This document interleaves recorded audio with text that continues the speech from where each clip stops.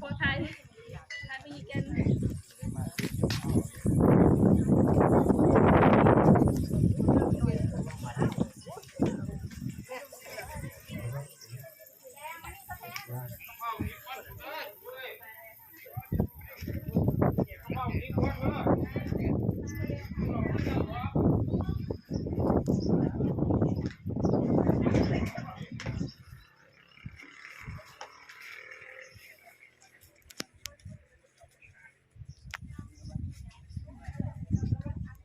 ไม่ใช่บัวบานไหนแล้วพี่แมวคนสวย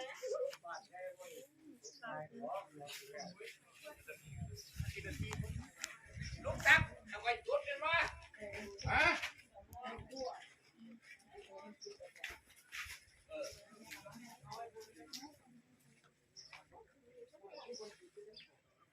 มีการขอขมาลาโทษน้ำดีต้อง